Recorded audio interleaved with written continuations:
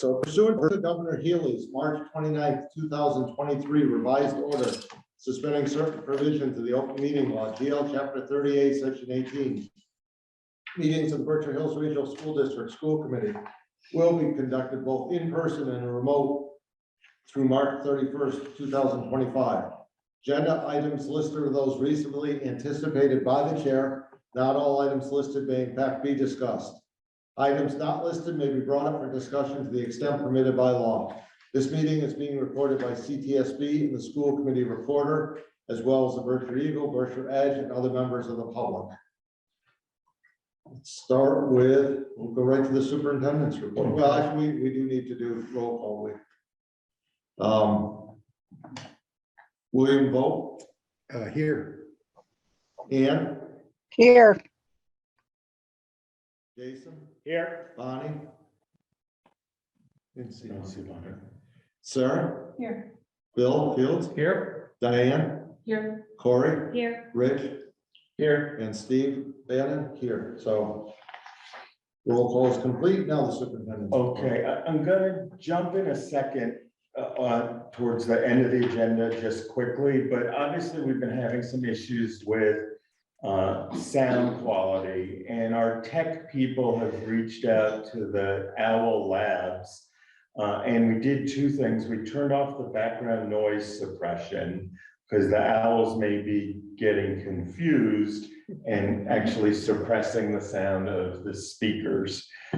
Secondly, we have an external microphone that we've been using, and that may be faulty. So we disconnected that, and they're just the two microphones.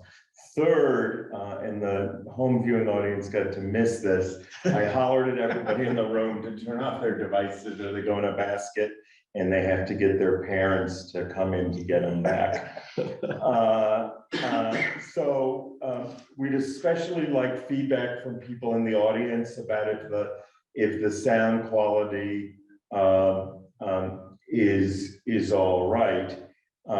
And you could shoot me an email during the meeting or after the meeting. If we have continued issues with the sound quality, then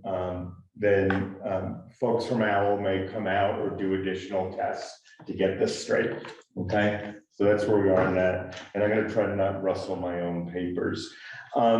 We have a couple people of additional commitments tonight. So what I'd like to do is jump first to a little update on the MSBA next steps and the OPM and designer architect selection, and then actually have a vote.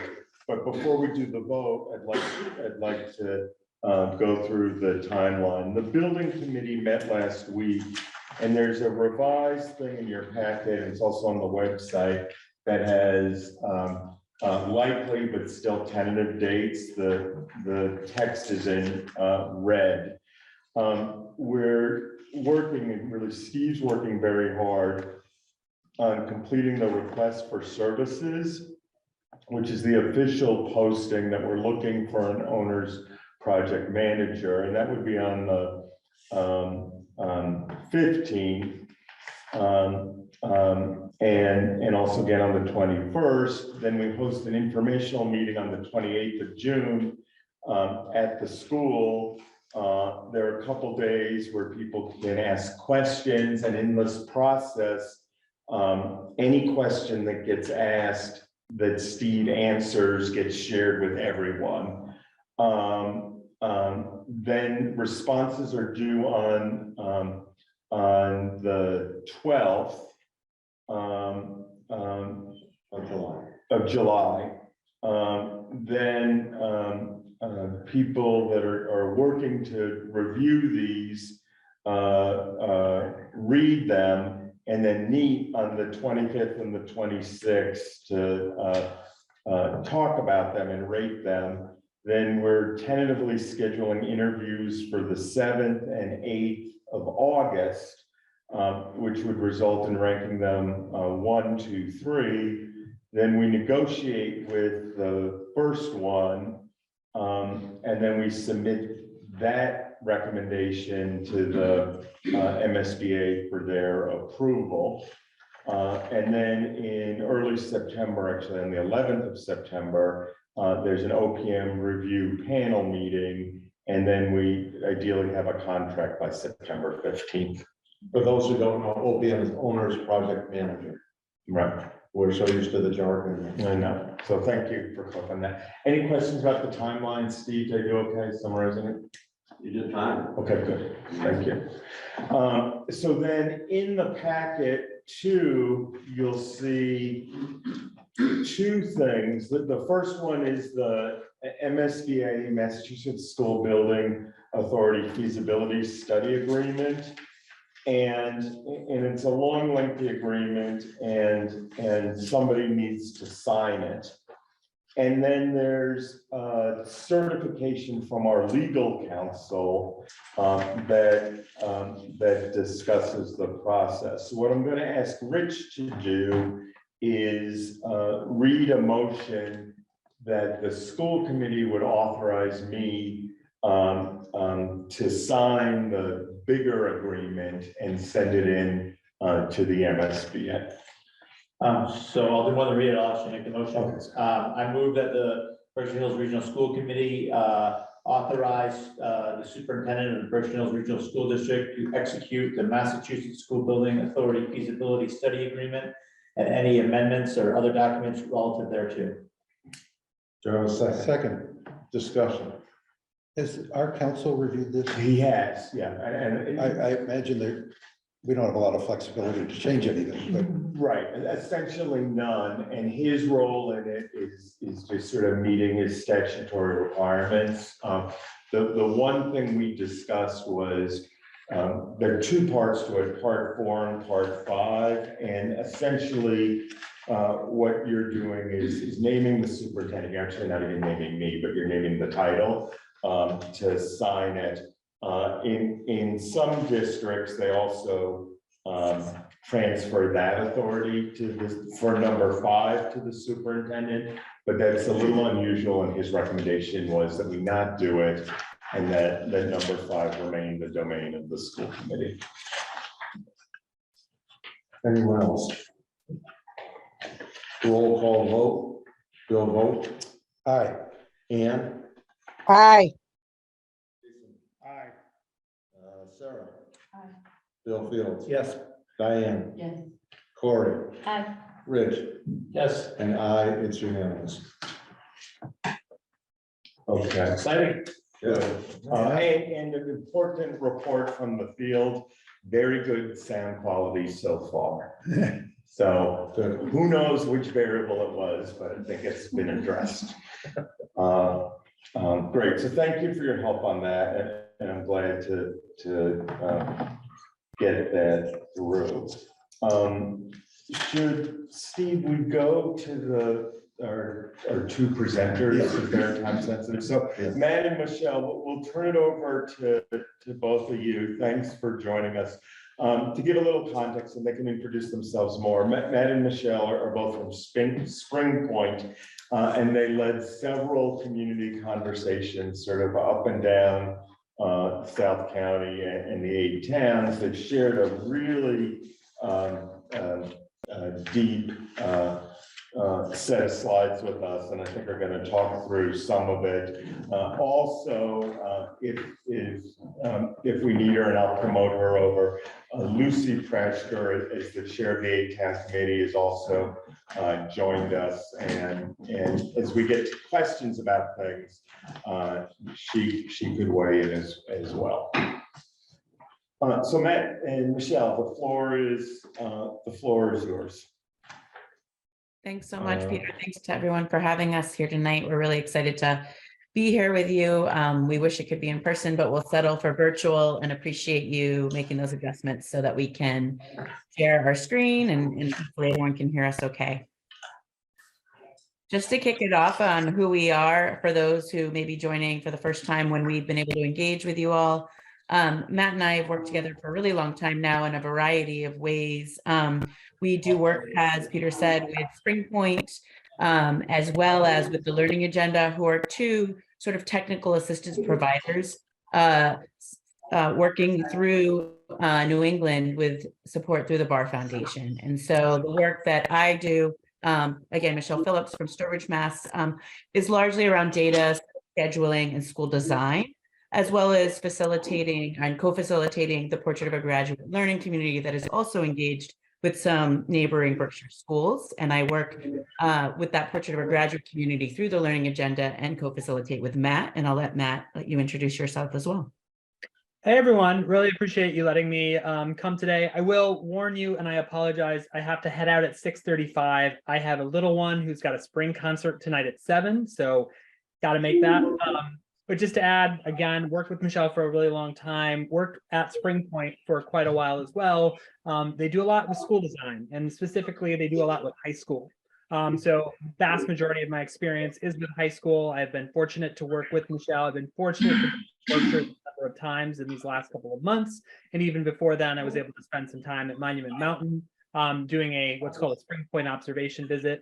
Otherwise, my start is in New York City, and then did the south side of Chicago for a bit, San Francisco, back to New York, and now I'm actually in Stamford, Connecticut. Great. So we'd like to go over at the outset some of the collaboration goals we've set out and kind of just do a brief history before we get to showcasing and sharing the design priorities, which is the purpose of tonight's share out. We started out last fall with the intention of developing a strong understanding across stakeholders in both communities around the strengths and gaps and possible innovations that would be made possible should the two districts, Berkshire Hills and Southern Berkshire, consider a merger. And so we could do that and to reach that goal, we wanted to engage as many stakeholders as possible, educational, teachers, leaders in the community, parents, families, students, as the gamut of stakeholders that would have a say in what might be a set of design priorities that we could name through a series of visioning and design activities. And so those were the initial goals of that engagement. And so to get that community input, we sort of launched 3 phases of work since October. That first phase was around just having some preliminary conversations, primarily at the school communities, to talk to some students and teachers and community members, as well as the leadership, the superintendents, the principals on both sites. We also reviewed a large number of documents and sets of data that the regional planning board has put together, and we made an effort to recruit as many community members to come and be a part of what we were doing. Then we engaged in a series of site visits and on-site stakeholder sessions, which took the shape in a couple of ways. They were one-to-one, they were team conversations, and we'll talk a little bit more in depth about what those yielded. And then lastly, we're entering this final phase of our work, which includes tonight's presentation to you all, where we share out some of these documented design priorities that have been informed through this stakeholder engagement. Moving forward in the slides, you'll see that this was sort of paced out in a series of engagements over time. So this is just what I voiced over, but a little bit. So you can see that in October, Matt and I both attended stakeholder sessions at both high schools. We then returned again and expanded and tried to cast a wider net at both school sites, engaging more community members in this round, additional teachers, students, etc. We came in January both to do some after-school hour parent focus groups and to conduct a community meeting at the Sheffield Senior Center. And then we returned again in March to do a similar engagement at the Great Barrington Senior Center, where we hoped to move from the stakeholder sort of feedback into some design activities around some priorities that we'll put in front of you today. And then most recently in April, we presented to the Ed Quality Subcommittee, which then launched us into this conversation tonight with you all. And then next week, we'll speak with the Berkshires as well around what we're sharing. And then again, just to put a fine point on the ways and sort of the methods that we've used, we've done a series of one-to-one interviews. We've done small group focus groups. We've had some of the community meetings at the senior centers, and we also hope to, at a later date, hold a much broader community convening as we continue to refine and iterate on some of the design ideas. The point is that we're just at a launch phase as we get to what might be some anchors for the ed visioning should a vote go through for this merged district. So what we started our conversation around was really with process. It was really important when we came onto this project, we heard that it was important that all voices were heard around this, and that some stakeholders in particular were feeling like they wanted to discuss in more detail some of the concerns that they were having around process, what we're calling process-based areas like transportation and staffing, school as a hub in both communities, the timeline of this project, and the way that input and voice have been introduced. And so we thought it important to listen to those concerns, although our primary focus would be then to move towards that ed visioning. It was also important that we heard that and responded to it in real time, so folks could really feel comfortable sharing their full range of reaction to this process. And so that is where we began. We then moved folks into a conversation about education and what could be. And so some of the topics that rose in those initial conversations were around school culture, the role of relationships, the role of the community, what might be those school priorities, what would be a vision for a merged district, what initiatives would move forward, who would decide policy or programs, and then what might be the overall benefits to students and class size. And so as we discussed these and put and gathered all those literal notes, we would take literal notes from each of our conversations.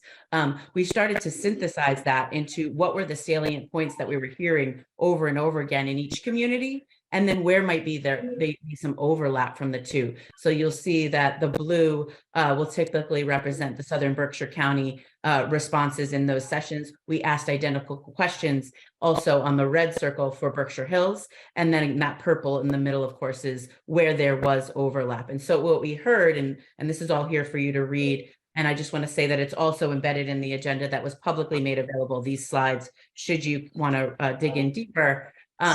What we heard was really from both sides of, in both districts, preserve the school culture that both feel is very positive in each community. Both communities are very proud of their school culture, and an emphasis on maintaining small class sizes, maintaining strong relationships with adults, maintaining a place for all students so that no student is lost within a new community.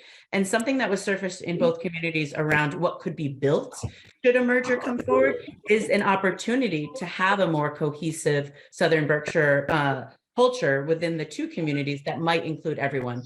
Students in particular were interested in what that might look like moving forward, and how one might go about that.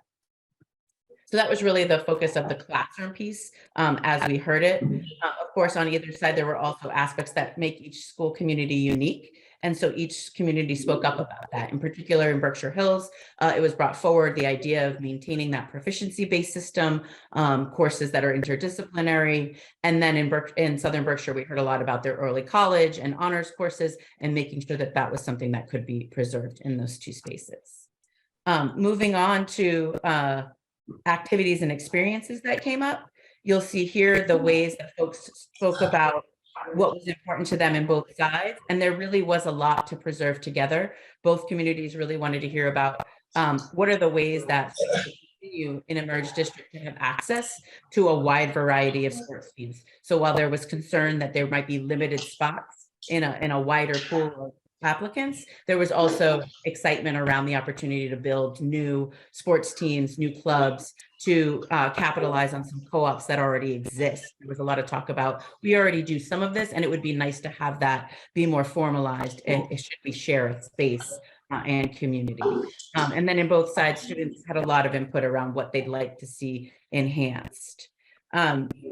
So through this, and I think, Matt, I'll turn it maybe over to you around this community input. We did put forward in front of folks this idea of a design process. So I'll let you speak to that. Yeah, we wanted to engage them in activities when we met with the community that were like, okay, so what if, how might we, right? We know there are concerns. We talked about them. We let them voice what those are. And a lot of people had really interesting and great ideas about what might be, how could we, well, what if? And so the way that we engaged them in these conversations was kind of around these 4 topics that you're going to see here: experiences, priorities, expectations, and assets. We know that these are all kind of versions of the same thing, and that's good. That's right. We want to know, how do you think about the future of education? How do you think about the future of this high school? So if we think that the students are at the center, What experiences do our students need to have at school to be prepared for life? What assets do your students have already? What skills, competencies, and capacities do they need to be successful? We engaged community members in this. We also engaged our students and some of the staff from both schools in questions like this to kind of get at what we have. So as you heard, we were able to have 2 community conversations at some senior centers, and you're going to see a bunch of things here. We wanted to show you that like, the community had a lot to say. And a lot of what they say was mimicked by the students. And you're going to see today a lot of quotations from students because their voice rang louder than all else. It doesn't mean it's the end all be all, but it is a fantastic starting place. But here you'll see when we think about expectations and assets and priorities and experiences, there's a lot to see here around what the community said to us around this is what we need. All students should have personalized learning plans is something that we had in terms of expectations. We need to think about remediation and building support. That was a priority. There was also this priority again around the thought of like, hey, Southern Berkshires wants to maintain the early college programming, honors, leadership programming. There was a talk of CBTE and what that means. There was also some really cool stuff about like, hey, we want our kids to have more engaging learning experiences. We want them to have life skills. We don't want them to be teaching to the test, all of these things that you're going to see here. So we bring this now to what we're calling emerging design priorities with an emphasis on that first word, emerging. This is not the end of the line, but in fact, still the beginning.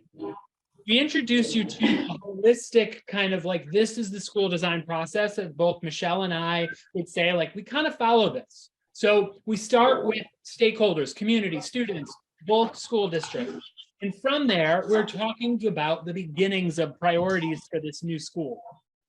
This is something that, should the vote go through, needs to happen over and over again.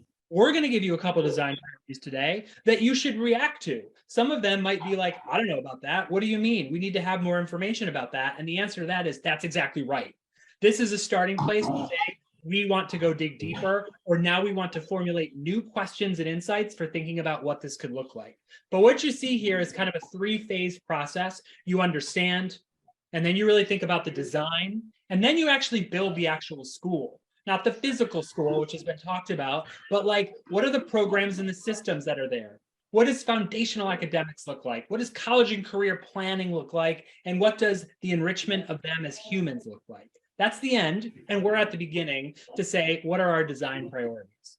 So this is what we really want to introduce you today in brief to kind of show you. And as Michelle just said, we got here through interviews and focus group and surveys and observation and community meetings. So as I can think about what are design priorities, I want to kind of just introduce this to you. They are anchors. They are these key elements of our school that must be realized in every aspect of our design. So we say, as we think about the design of the school, how does this relate to our design priorities? That's a question that I would hope comes up a lot in lots of different meetings. How does what we're talking about now relate to our design priorities? What features are necessary to ensure the success of every student? So, not to hide, these are our 4/5, that one in the middle, design priorities that we came to based on a lot of input from all different stakeholders, community and parents and caregivers and students most especially, and also staff from both Berkshire Hills and Southern Berkshires in terms of school districts. 1, project-based learning, an evolution in the classroom instruction. Number 2, personalized learning support, supporting each child to meet their individual needs. Number 3, post-secondary choices, supporting each child in making an informed decision about life after high school. We heard a lot about this. Can I have more help in my decision for what comes after high school? Yes, lots of people want to go to college, and yes, there are other decisions that can be made. And then finally, there was a lot of energy and momentum around enrichment experiences, promoting identity development and school culture through opportunities outside of the classroom. This, we believe, all culminates in kind of a 21st century skills mentality that we hope is embraced by both communities as they think about building the school. So we have a lot of words from students here because we do think they resonate quite well. They said a lot of things, and a lot of times they said things that were very similar.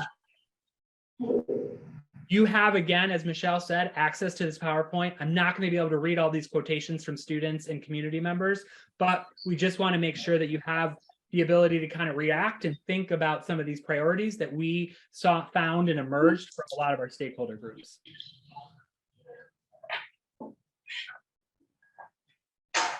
And you get to just admire the fact of how thoughtful many of our students are in both of our communities that we talk to. So our first one is around project-based learning. We heard a lot around an evolution in what instruction looked like. They thought that when they had the most meaningful learning experiences, one, they didn't happen often enough. And two, they were able to really pinpoint the skills and competencies that they were able to have because of these projects. This doesn't mean that all traditional aspects of education go away, but man, they were looking for more of those meaningful experiences. So when you would say, what is the most meaningful experience you had while in high school? They had some thoughts, but then others were like, I really can't think of anything. Yes, they were sitting through their classes, but we believe that there's a lot around what project-based learning can and should look like. And they have a lot of ideas too, and they want to be involved in this process. So to say a tiny bit more what it means when we're talking about project-based learning. So classroom instruction focused on project-based learning with an emphasis on the wider learning ecosystem of the Berkshires. We heard on numerous occasions in both Southern Berkshires and Berkshire Hills around this thought of like, I love the Berkshires. I am a part of the Berkshires. What would it mean for me to get out into the Berkshires and do some of this project-based learning through that lens of the Berkshires? So that is something that we heard and that we wanted to put forward as a provocation for you all to think through. What could that mean? So some of the specific things that they mentioned: current events, history of the Berkshires course, financial literacy, wellness and the arts. These are all things that they were saying, I want more. I just want to do these things. This is when I am most engaged. And as you'll see, we also wanted to put forward where this is happening, whether it is being built or it has already been built in communities around the region and sometimes nationally. So one, Noel Academy, that's in Providence, Rhode Island, they do almost an entire project-based learning thing. We also put these in front of you to say, we think that should there be a decision to move forward with this, we got to go see some stuff. We need to go see what school looks like beyond what it looks like here. And so let's go to Noel. Danbury, Connecticut is building 17 different pathways for their students, and we want to explore what that might look like.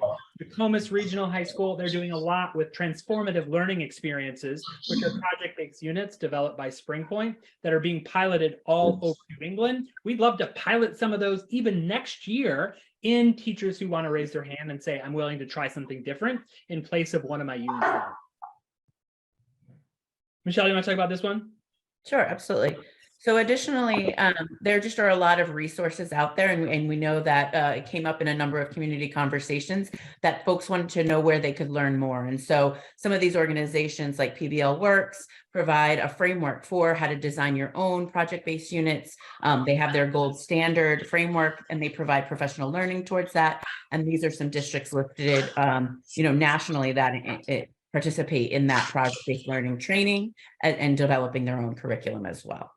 And I'm going to switch. We're going to switch. I apologize. I need to get to a concert. It's just not something I can miss, unfortunately. I'm going to stop my share and I'm going to let Michelle take over. I'm hoping that I have another opportunity to talk to you all sometime in the near future. But Michelle, thank you for taking over. I apologize, everyone. Thank you, Matt.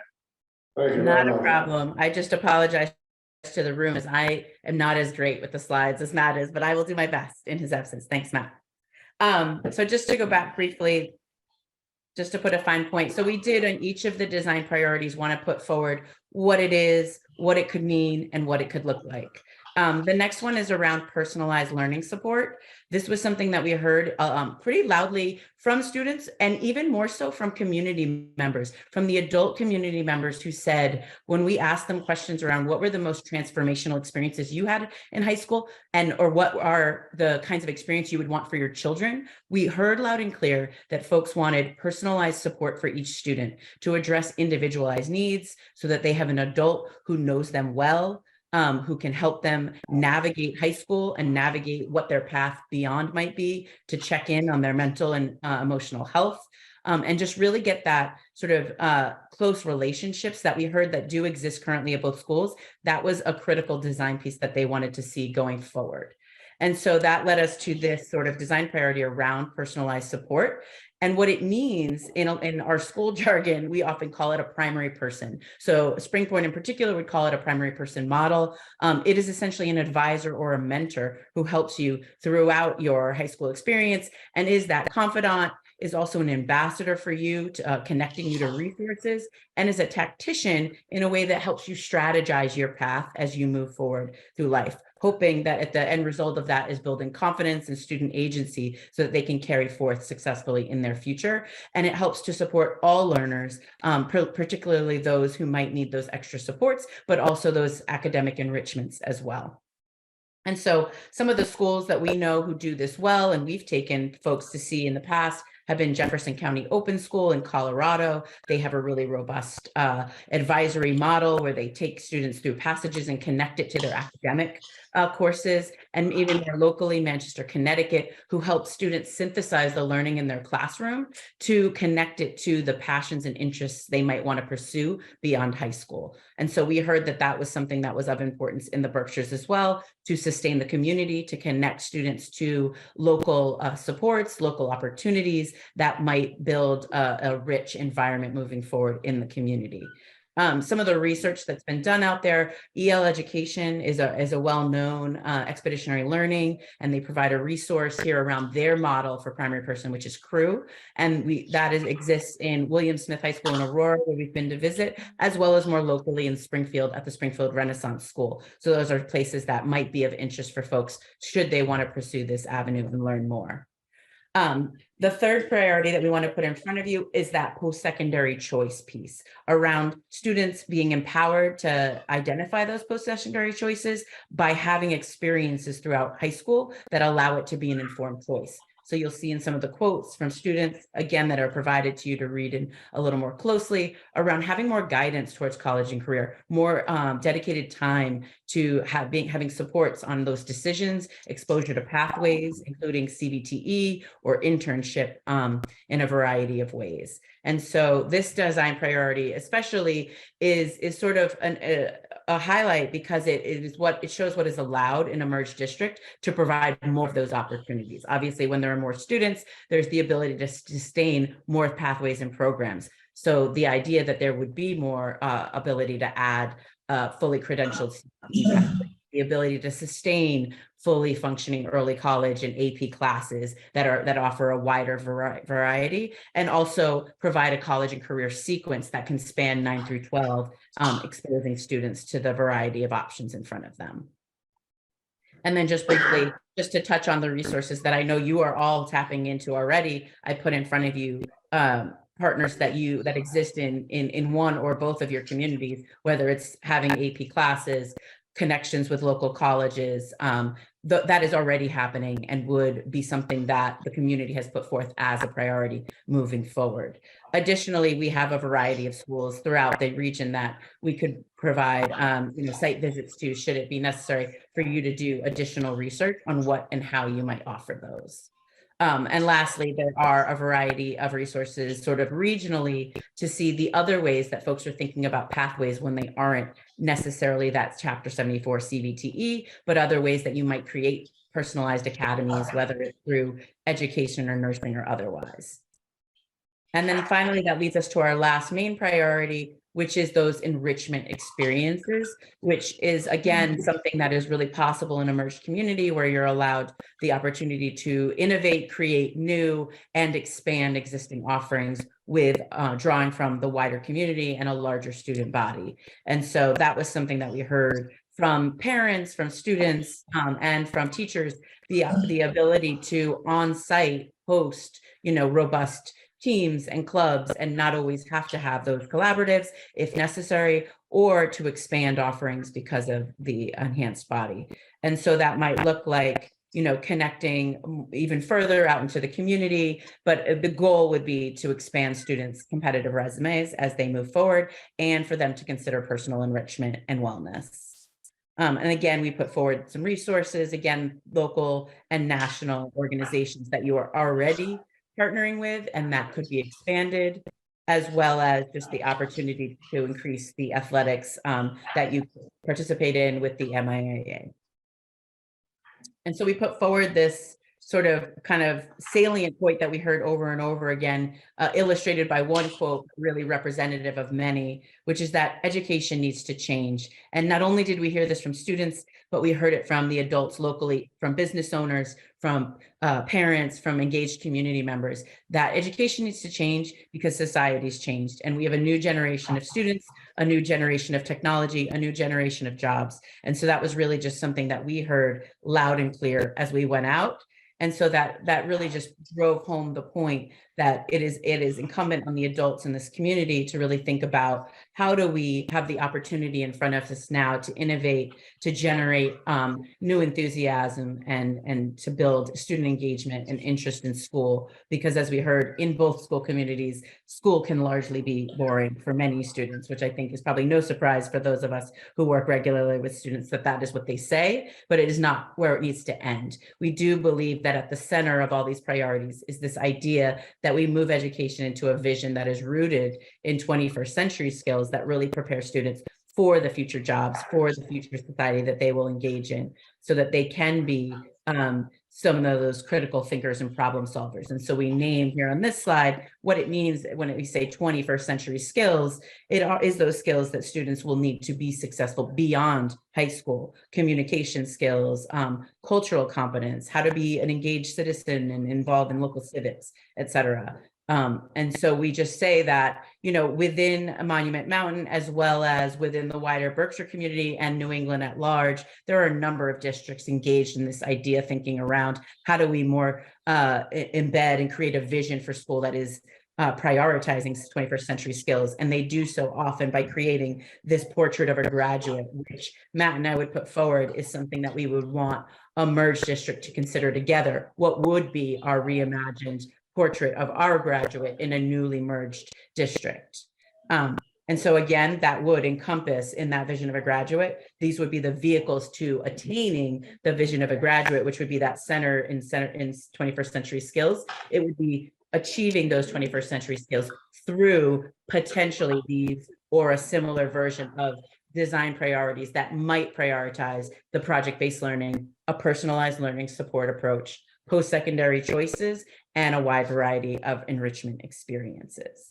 And so that really takes us to where we are now, which is we have these, they are a draft, and we've been very transparent that at times we've struggled to get the wide variety of community members in the room that we would have liked. We do feel like we did speak to a good number, but not nearly as many. And so next steps would be to engage in another round of this with these drafts where we could really flesh them out and hear more community feedback on what else do we need to know about these priorities? What do we need to learn? What do we need to research? Are these the priorities that matter most to all of us? That is still a process that would come forward. We would just be in that early phase of drafting and refining priorities, but we thought it was a really important point to pause and share with you all.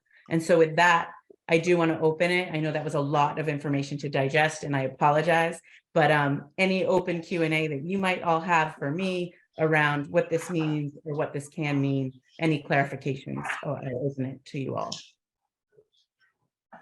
All right, anyone? I have a question. Go ahead.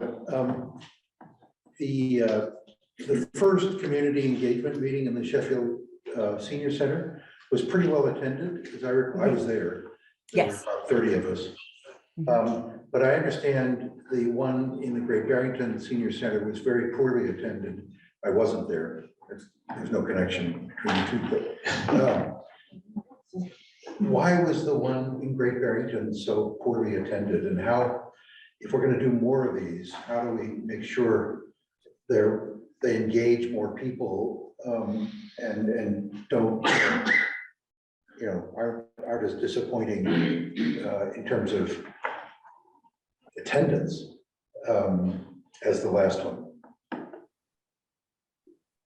I think from my end, and I will certainly open this up to those others in the room who were involved in sort of the communication of these. We did identical outreach in both communities, whether that was communicating through the superintendents, through community newsletters, through local papers, through online social media, through the 8Town Org's website. We made sure to be very consistent in our approach to both communities and also be responsive to what we heard on the ground as the best vehicles. I can't say as to why one event over another was other than that, but I will open it if any others have some ideas. At the same time, we were doing our own work within Berkshire Hills, also around the portrait of a graduate, and I think it wasn't clear to people which one they were participating in, so people might have come to our internal meetings instead of going to the broader meetings. And there was a lot of stuff going on throughout, I mean, athletic events, performances, other things. The other thing we've talked about some is doing generative work from scratch can be daunting or overwhelming, and having the opportunity to react to a draft might be more accessible for some folks. So we're hoping in a future iteration, we could get folks to react to emerging visions and help us fine tune them, and that could be good too. Who else? I might say one thing about the senior center. I wasn't there. At the previous go-round with our project, I think the meetings that I attended were more well attended at the community center.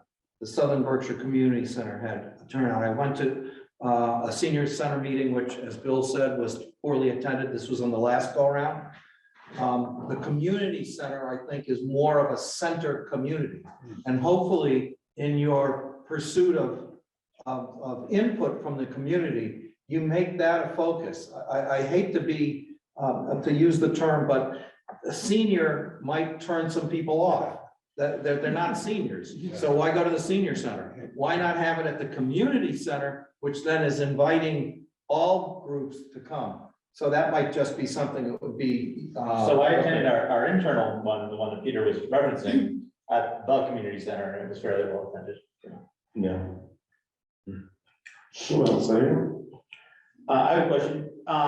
In your kind of evaluation of the post-secondary choices piece, did you interact with or collect any data from college admissions counselors or offices that have interacted with students from the two programs?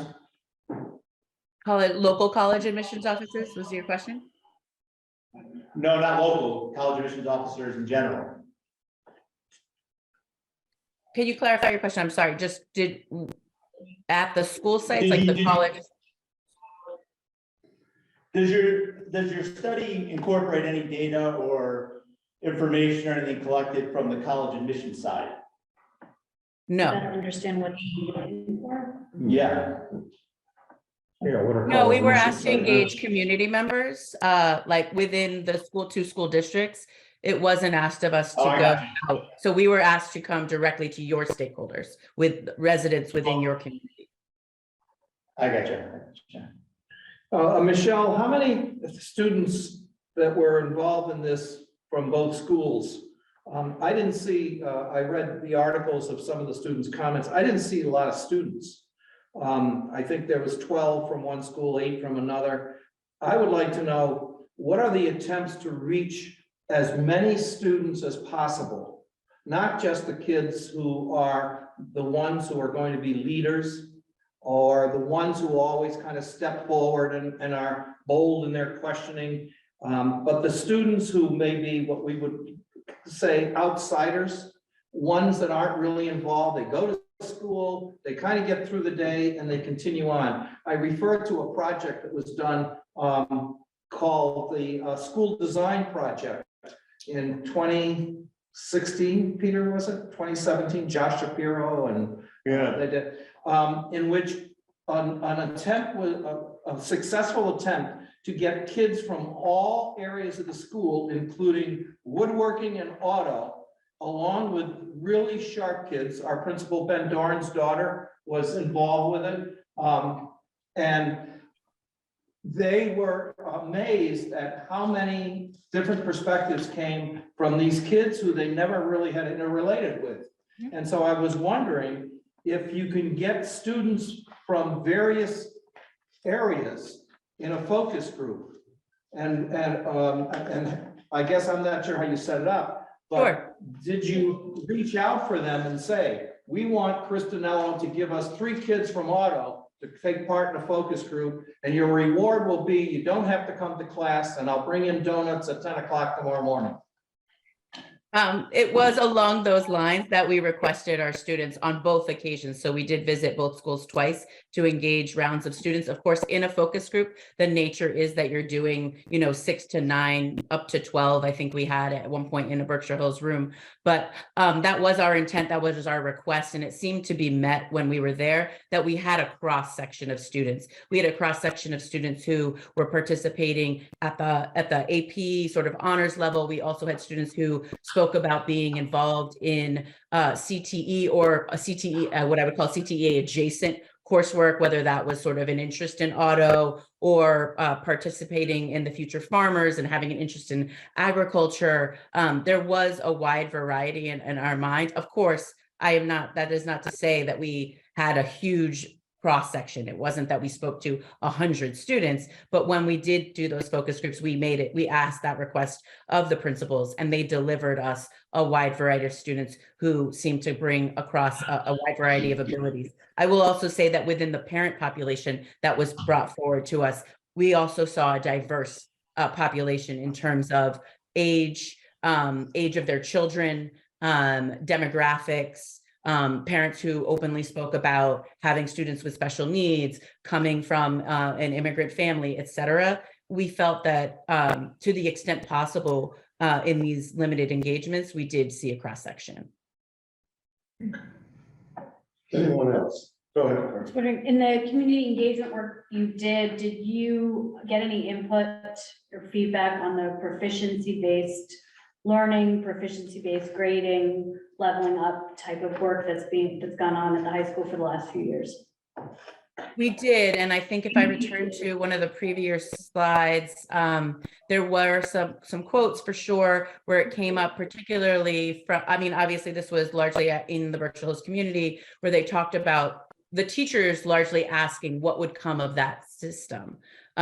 Understanding that a lot of professional learning time has been dedicated to it, that the school has a current commitment. A question was raised, what will be the determining factor on which initiatives go forward and whether a merged district would prioritize competency-based learning. So that is an aspect of the design priority around project-based learning and overall vision for classroom instruction that would need to be continued to flesh out and probably requires a little more research in both communities should this go forward.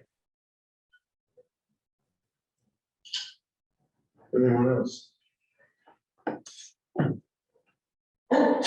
Great, Michelle, I'd like to thank you and also Matt for the ton of effort you put into it and your experience and depth of knowledge shines through.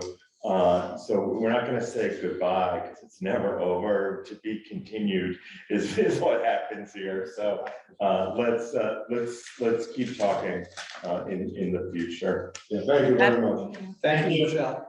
Absolutely. Thank you very much. Again, you have our slides, and within the final slide is both my contact information and Matt's. Should anyone have questions or concerns, they are always welcome to reach out to us. But we appreciate you bringing us into the fold, and we've enjoyed this community engagement for sure. So thank you. Thank you. Lucy, thank you for joining us. Yeah. Great, take care. So now what I'd like to do, and this is a little backwards, is I'd like to start at the beginning. Yeah, so do you want to tell us anything that's wonderful and exciting that's happening at the high school or that's terrible and we need to work through? Well, the first two things that come to mind, unfortunately, are not that awesome, which is the recent hate speech that's kind of been going on at the high school. As I'm sure you know, there was a Snapchat screenshot body shaming and being extremely racist to a specific student. And then today, there were swastikas drawn in the boys' bathroom. So, starting off with thorns, unfortunately. But roses, the sophomore student government is having a silent auction. Next Tuesday is when it starts. And what else? Spartan Ninja has begun, which is just like, I don't know, it's like a school spirit kind of game, and it's fun, and everyone's having a lot of fun with it, and everyone's participating and stuff. So, yeah, they're. Yeah, just share two more things.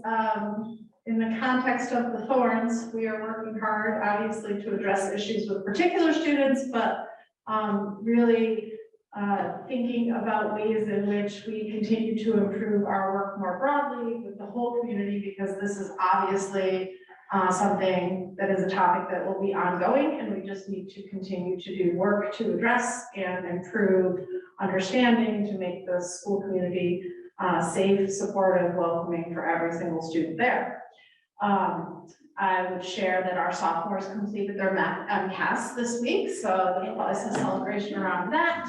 And our seniors are looking forward to their last week of school next week, and some final senior activities that we have planned for them. So yeah, roses and thorns all the time. And just to add a little context, so those two incidents are in the context of a lot of work that the school is doing around building a healthy community, assemblies and work and advisory, specifically around anti-racist training and other things. And sadly, it's not just us, it's all over Berkshire County, and it's all over the country, and we're all really wrestling with this and have a lot of work to do to continue to make it better. My sense is if this had happened 5-10 years ago, there would be outrage, but people are really fed up with this kind of stuff and standing up to it in a way that we haven't previously seen. So I'm sad that it continues to happen, but the response to it is, I mean, Christie quickly got out very clear messaging about we're not going to tolerate it, it's not okay, and young people are talking about it, and hopefully families are talking about it with young people, and we'll work through it. Bill? Can you catch the perpetrators? Do you know, can you Well, I identify? think we do our best. We investigate, and sometimes that results in getting very detailed information, which we then follow, you know, our procedures around disciplinary action that we take when we have clear evidence that a particular person was at the source of an incident. And That what- isn't always possible, Right, right? I understand. So when you do identify somebody or a group of people, I mean, can you expel them? I mean, if we're really gonna take this seriously, we can't just say, this is a shame and we don't like it and we have a policy against it. There's gotta be serious discipline.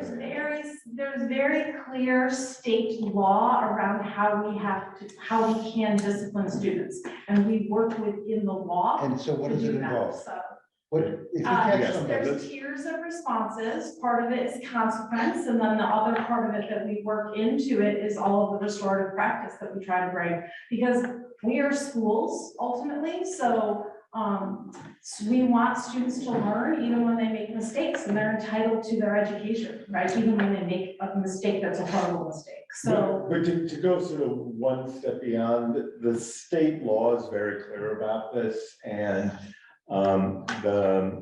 if one wanted to expel a student, it's very hard to do it right now.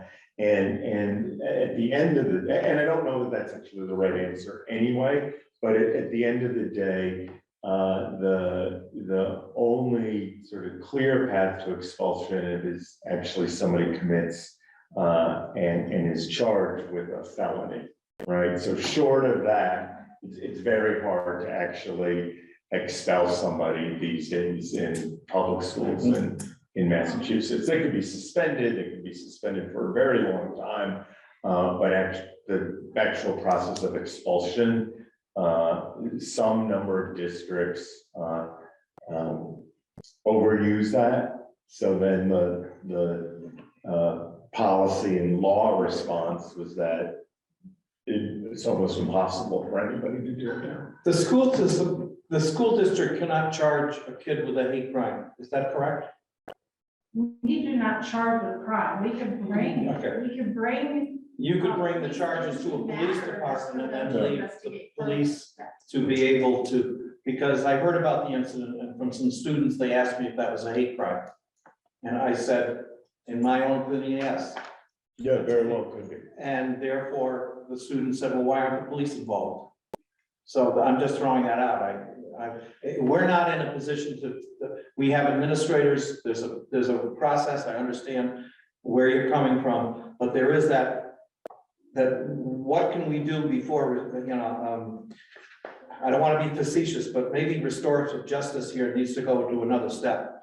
And we have to really say, this is intolerable. I was a school member when a student had an incident of arson in 1980.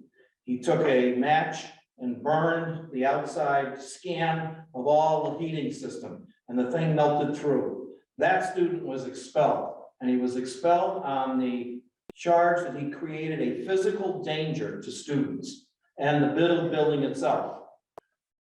I don't see where this is any different. This is a danger to the students and to the building, except it's not physical, it's actually even more serious. It's spiritual, mental, emotional. So it's only my opinion from this committee, it's my view, that there has to be some really big follow through. But I'm in not a position, because that's the law says that's the administration, not the school committee. Obviously, and we've been in discussions with legal counsel about this already. I'll continue that, and I'll report back in some way balancing the. I'm not criticizing what your roles are. No. I feel for you, because in a sense, the reform law of 1993 really separated what the administration can do and what the school committee can do. And in the last year, it changed again. Right. So I'll. Okay. Is there follow-up happening at the middle school level as well? Because I mean, we've had middle school students here now for several meetings talking about maybe not quite as severe, but similar issues happening with bullying, with racist comments, with misogynistic comments, et cetera. And I just want to make sure that those things are being addressed fully in the way that they need to as well, because those things unchecked turn into the bigger things we're encountering at the high school. Yeah, it seems to me that within the law, and I understand that you're limited in what you can do, but don't we have to make an example at some point of these identified offenders? And a slap on the hand, a suspension for a week, just, I would think if we make a real example of an offender who we've clearly identified, we might discourage this. But at the moment, I don't know what the consequences are when somebody is identified as having done this stuff, the swastikas and the body shaming, and but I fear it's not going to be very severe. And See, what concerns me is we're criticizing something that we haven't done yet. You're criticizing that the penalty isn't severe enough. There is no penalty. We haven't even caught the person. I get concerned when we get into that sort of an attitude. Let's let the administration. I completely pass this agree. up. Yeah. There's a process which I respect. I'm saying if there is somebody identified, do we make an example of that person as a cautionary example for the rest of the school? No, it may, I mean, what you're raising is fundamentally a policy issue. So we may want to go back and look at that, and then we may want to look at that in the context of the newly changed state law, we did have to go and amend all our handbooks this year because of the newly changed state law, which many people, like, the pendulum just swings back and forth wildly, right? So things are too conservative, and then they're too progressive, or they're too harsh, and then they're too easy. This is a constantly moving target, but maybe what we do is we go back, we work on these individual cases on an ongoing basis and try to get to the bottom of it and get it. And then we have a bigger conversation, and we've not done this in a long time, Steve, but we could bring in our legal counsel and have him or her, we work with a number of attorneys, sort of prepare a memo and give us the context of it that could then influence a future look at policy and also our approach, right? And if we could do something that's restorative for something that's relatively minor, that I think is the best choice. But as things get more and more serious, at some point, maybe it needs to be a combination, or maybe it needs to be something entirely different. I think we all agree that none of us have tolerance for this, absolutely no tolerance, whether it's administration, school staff, school committee. I think we do have to work within the law though, and I think that maybe the school committee also needs, I think Peter's right, to talk to legal counsel so we know exactly what our options are. And my fear is that we're not gonna, none of us will be as happy as we'd like to be with our options, because there's some very strict guidelines. Did you? Yeah. Yeah, I was gonna say, I mean, okay, I'm not really sure, I haven't confirmed this with you, but I am fairly certain that the person that sent the racist screenshot or the text was identified, unless that's. So I had to stop this. Yeah. I cannot speak publicly. No, I don't Yeah. think that, Particular people but- at this meeting, so I'm yeah. not. but I mean, that person, like, had, I'm sorry, it's really important that we don't speak about individuals who are in the middle of something. okay, Right. sorry. That's okay. Just because imagine if that was your friend or your brother or your sister to speak about them in a Yeah. public meeting. Sorry, that's okay. Yeah. Could we look at this? This is not the first time this has happened, and I think it would give me a lot of perspective to know what's been done in the past with each instance that these things have happened, giving us a good idea of what has been done, what has worked or not worked. No, I think that's something we could do. We could sort of share an aggregate in over this many years, this many things have happened, and this has been the response to those things, because that wouldn't be like identifiable information. It would be a range of people having done a range of different things over time. You don't have to identify the year that it was done, No. so that it would identify a single person. But how it was handled, so that we would know, Yes. are we moving forward in our handling of this, or are these things getting more frequent, or what is the trend here? And also what's being done for the person who's targeted Yeah, in all of these instances, especially if it's an individual who has to go back to school. How do we make that better for them yeah. so that they can go back to school the next day? And that would be, I think, major concern. Right, because there are a range of things, right, from people just being mean to the really formal definition of bullying to This sounds severe. to what might not be bullying, but may just be hate speech. Right, and I would like to include in that, what is our response for the person who's targeted if it's an individual? Yeah. How does that change? Yeah, one thing I'll just sort of say in general terms, that we are really blessed to have a nice range of social workers and counselors and other folks who can provide and often do provide and intervene a range of really good supports in any context, right? So if somebody's the victim of something, that can be helpful, or if somebody's suffering a loss or grief or something else. But I would say a quick and definitive response, either from, the school committee to tell people that this is wrong, so that somebody who's a victim is not Yes. that it's very, it's not just implied, but it's definitive. Yeah, that This is happens. absolutely intolerant, okay.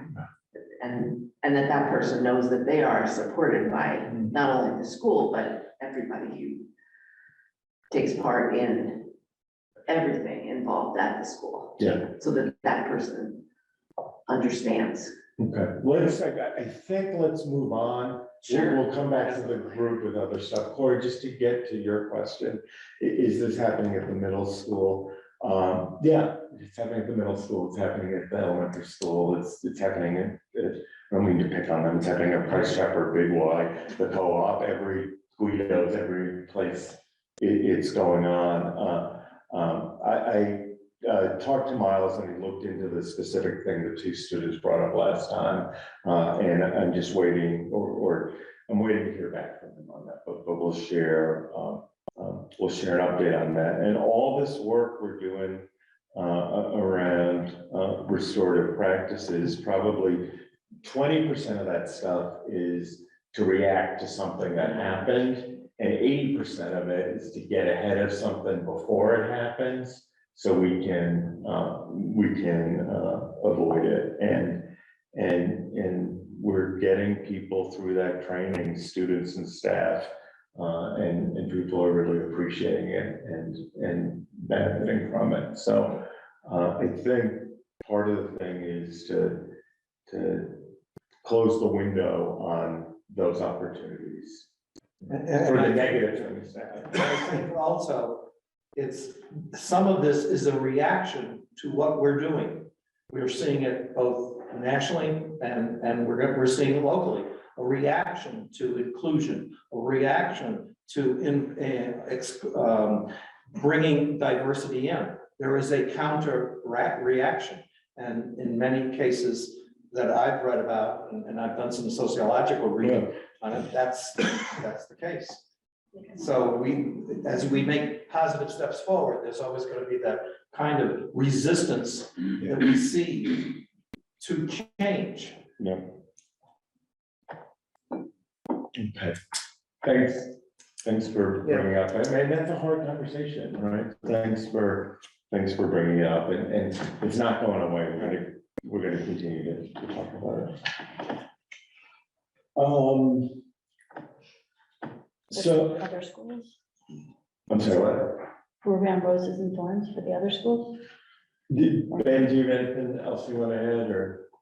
I could, it's kind of light compared to the heavy conversation we just had, so I'm happy to do it. Okay. 2 weeks ago, we celebrated our cafeteria workers on National School Hero Day on May 5th, which is kind of wonderful. All the students were able to make posters and sign thank yous and appreciation. It was just a really nice moment for the whole school to celebrate our two wonderful cafeteria workers. Our whole school went out to the Special Olympics to celebrate our students in the Autism Behavior Center last Wednesday, 2 Wednesdays ago on the 10th. Really nice, beautiful day. It was just amazing to see our whole school going out and kind of meeting from cheer on kids. We are really strong in inclusion in our school, and students know the students in the ABC program because they're in their classes and we're gonna hang out with them. It just was a really heartfelt moment for all of them. We last week and then this week, the 7th grade and the 5th grade went out to Pleasant Valley, which is part of our Audubon experience. Audubon educators come in and work with our science programs, and the students all go out to Pleasant Valley to do nature programming, get a day outdoors. It's a pretty wonderful experience for all of our students. Our 8th grade today had a special visit from an artist and zine maker, kind of a do-it-yourself publishing process, and it was really great for all the 8th graders to get exposed exposed to that. And then this week, we went to the Du Bois Legacy Project. That's leaders from our social justice, Gender and Sexuality Alliance, as well as our Latinas group, who went out to the Momets Freedom Farm for our second time. We helped plant arugula. We actually dug ditches and trenches for a composting toilet. And then we're able to help weed. It's a pretty amazing new farm down in Sheffield. And I just learned a lot about W.B. Du Bois and the connections to food sustainability and food sovereignty. So a little bit. Great, thanks. I'm gonna try to run through a couple things really quickly. I know we might lose another member. There's a brief MOU in your packet to try to adjust the pay rate of two fairly recently hired custodians. And it's a little more than $1 an hour. I strongly recommend that this happens. And we've done this sort of several other times with other groups when people's pay was off kilter in relation to other folks. We're in the middle of negotiations now on this group, so this will be, if you approve this, the rest of this going forward will be corrected in the formal negotiations. Do I have a motion to approve? Motion to approve. Do I have a second? Second. So I have a motion by Bill and a second by Corey. Any discussion? Seeing none, roll call vote. Bill, vote. Aye. Ann? Aye. Jason? Aye. Sarah? Aye. Bill? Yes. Diane? Yes. Corey? Aye. And I, it's unanimous. Okay, thank you on that.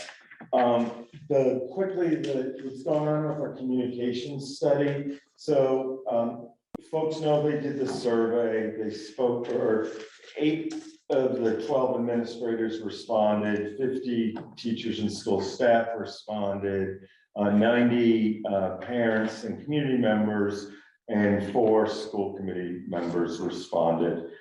There's some interesting information that came up in that. They're going to do now a number of focus groups, and they'll reach out to each of these subgroups to have some conversations. If you get one of those, and you're able to participate, that would be great.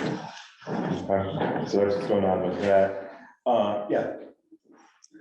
No, there's it. We talked sort of enough about what's going on with the regional school district group.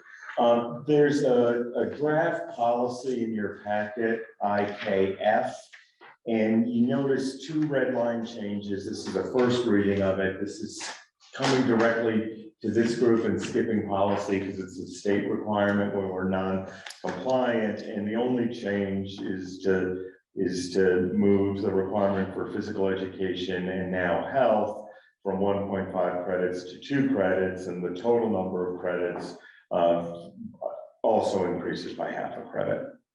Okay, so this is a first reading. If you have any other things, we can talk about it at our next meeting when we would vote to approve it. Or if you have any comments now or want to email to Peter. I have one really Yeah. quick one. Why is physical education / health only called physical education? There's nothing in. I'm sorry, no, it needs to be called physical education / health. So when I sent it to be printed, it had that, and for some reason, So that change will be reflected. yes, Okay. I wrote it down. Okay. So it'll be physical education / health in both the line in the middle of the page and the line 2/3 of the page down. Can I, in that subject, so what's the requirement? You have to take a half a semester a year for all 4 years, or can you just like take it 2 years completely and then be done The with it? state requirement is PE every year Every for year. all 4 years. Every year. And The school gets to dictate the amount of time students are required to be in it. so that, So for us, it's a semester. okay, and so is there a minimum amount of time from the state that we know? I will get back to you. I don't remember. Could the school district define playing a sport as being physical education? Yes, So an athlete would not be, for example, required to be in a PE class because they're playing like three sports. So we are not in favor of that. We are implementing that for the current seniors, and plan to do that for the current juniors, because this change in graduation requirement will happen to them midstream, and usually graduation requirements are implemented as an incoming class happens, but because this is to comply with state law, we have to make the change. Looking forward, the PE structure at the high school has changed, and we've been in process of doing this. We switched over to PE 9 and PE 10 separately. It was PE 9-10 for many, many years. So that was the past 2 years, and then we have slated for next year to shift to PE 11 and PE 12 separately. That has been running as a PE 11-12 curriculum, because we only were requiring the 1.5. Students were taking PE 9, PE 10, and then 11-12 was just a one-time thing that they took either. Beginning with the class of 2025, the requirement will be that they take each one of those in succession. The health component is being built in to the PE curriculum. We still have just called the courses PE 9, PE 10, PE 11, PE 12, but health is being embedded in the program. So that would mean requiring students to take. That would mean then that just playing the sport would not equal PE because of the health component. That is correct. but potentially we could have a conversation that if one needs to take 4 semesters of PE and health, 1 or 2 of those semesters could be met by a sport or parallel activity, but that's a much bigger conversation. And just for a clarifying question, whose decision is that? I realize Christie's against it, but it's a school committee It is a decision. school, ultimately, it's a school committee. So it hasn't come to us. No. So I value your strong statement, but it's our decision. So everyone's clear. I guess that procedure. I think we should put that on the I will agenda share for more. the summer. If that Yeah. topic comes up. So I'd like to talk about that. If we can't be involved in the curriculum, isn't that a curriculum matter? I thought the school committee is kind of like. It's one of the very few places the school committee can actually. Just- Because when I was teaching, that was the main argument or kids coming to me saying, why do I have to take PE? I'm playing 3 sports. I'm healthier than most of the kids that are taking PE. But the classic reason why you need to take health is because you're, and I joke about this with my older son, but you're always bulking and you're never cutting, right? And a superstar athlete might really benefit from nutrition or stretching and flexibility or any number of things.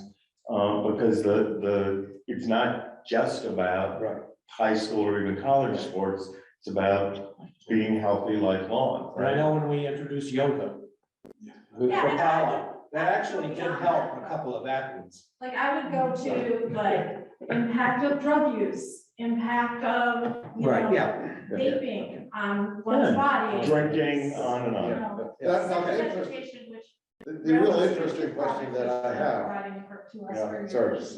the real interesting question I have, which used to go on, and I don't know what goes on in schools anymore, but if we're saying that athletes have to take phys ed, but they're sitting out because their coaches don't want them to get hurt and don't want them to get tired, is just ridiculous. And we're blind to the fact that we're not making them take phys ed, but they're showing up and sitting. So if we're gonna do that, then why are we doing both? And I suspect that still happens. Yeah, well, let's set aside a whole nother meeting and we'll do some research and we'll come back on it. Couple other things. Steve, we're having sound issues in the room, so go ahead. I didn't understand. Okay. The good news is though, I'm getting feedback throughout the meeting and the sound's much better than ever, except an unnamed person's coughing fit. Yes. I didn't leave the room for a We moment. won't all stare at them. I just want to make sure I didn't miss anything. No, we're actually into subcommittees. We've done policy, buildings and grounds have not met. Has not met. Okay, thank you. Superintendent's evaluation has not met. Wait, did we vote on that? Or, oh, the first reading, sorry. Yeah, it's only first reading, right? Finance subcommittee has not met. Negotiations are knee deep into negotiations with 2 units.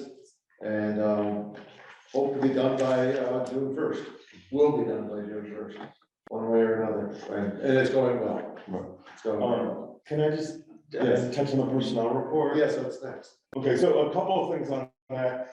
The school committee knows this, and actually the community knows it, but I don't think I've said it on TV yet. So Miles Wheat is the incoming principal at Du Bois, and we're very excited for him to step into that role. And Ellie Rizzo is the incoming assistant principal there. Miles had been the assistant principal, and Ellie had been a special education teacher. So great news on both of them. We're very excited.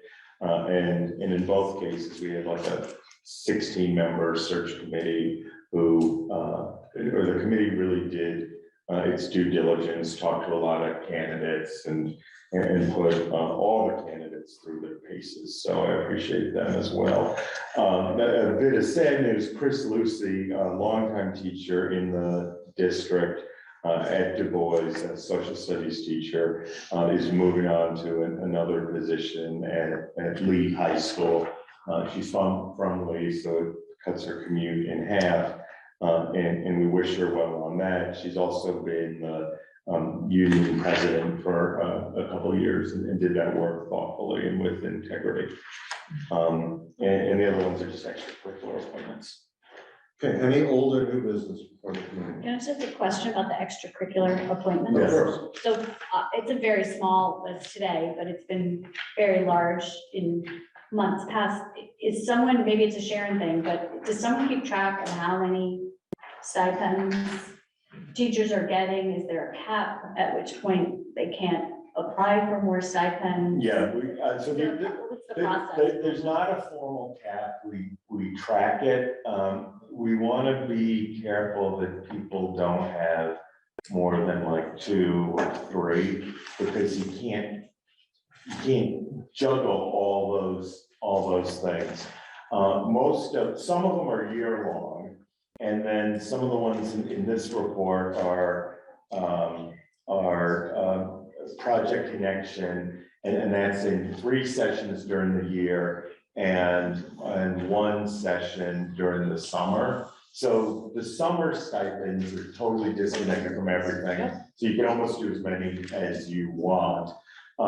The school year stipends, really, there was one person I remember who had 3. But very few people do more than 2 just because you can't manage it. But there's some that are like a $5,000 stipend that's a couple hours every week for the whole school year. And then there are a couple that are like up to 10 hours or on a very discrete thing. So you could be a soccer coach and be involved in the musical, but you couldn't be a 3-sport coach and do a very significant instructional one, because you just would make, you make you crazy, right? You wouldn't have enough hours in your day. And Sharon tracks it on a giant spreadsheet. I thought one year we did get a whole list that Sharon gave us. That question came up I earlier. think she did. That we It had a came up whole during list. one of the contract negotiations. It's not in the contract, but I believe it came up. We talked about it at that point. It wasn't in the contract. I'm not saying it was, but. Right, and the nice thing is a small portion of it is connected to district funds. Most of it is connected to grant funds. Right, but my feeling, and I agree with Corey, and I'm glad we have it under control, is that no matter where the funds come from. Eventually it becomes district, right? Well, it becomes district plus someone can't do, as you said, 4 different stipends, their teaching job, well, all of it well. And so we fail if we allow that to happen, and I'm glad we're not. Yeah, no, I think it's okay. Okay, any old or new business? Public comment? Let me see. Okay, so I'm glad that people thought the sound quality was better. I think the next step now will be to trade in that extended microphone for a new one. They said they'd replace it if that was the issue. And then we'll try that. And I think we solved it. So if you want to bring your devices, bring your devices. Well, the best thing is you bring your devices and the sound quality goes back. Then we know what, yeah. Okay, thank you very much. By unanimous consent, we are adjourned.